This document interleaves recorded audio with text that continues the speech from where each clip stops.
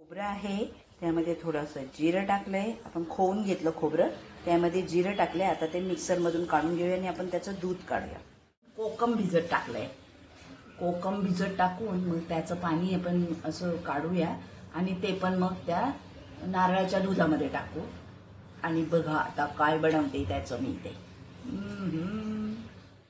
हे जिरं टाकले आणि खोबरं किसून घेतलेलं ते खोबरं, जिरे आणि एक मिरची टाकते आणि मग ते वाटून घेऊया. आपण मिक्सरमधून काढून घेऊया आणि मग त्याचं दूध काढूया. ना दळू वाटून घेतोय आणि मग आता ते गाळून घेऊया आपण, है ना. दूध काढून घेऊ आपण. दुधाकडे जरा दूध काढून घेतोय आपण. हे खोबऱ्याचं म्हणजे खोबऱ्याचं दूध है ना. हे असं गाळून काढलं आपण.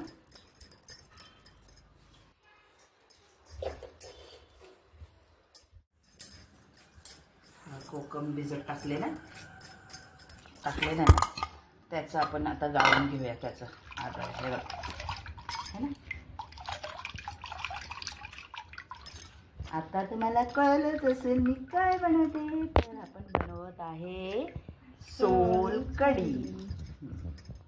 हे बघा आता कोकम टाकल्यामुळे पांढऱ्या पांढऱ्या दुधामध्ये ही शेड आली. आणि अजून कलर हवा असेल ना तर बीट टाकू शकतो आपण. हां, अशी ही आता आपण सोलकढी बनवणार आहोत.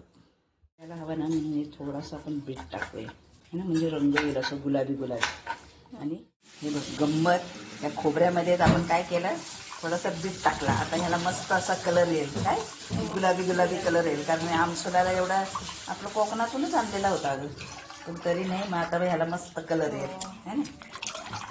हां, पिंको पिंको.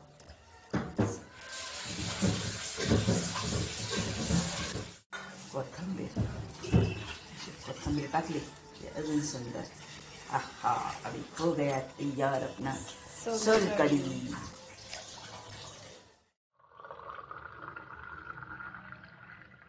ही आपली सोलकढी तयार.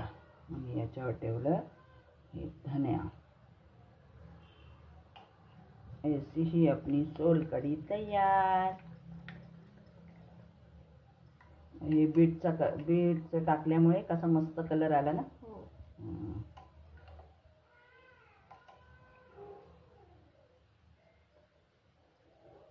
मग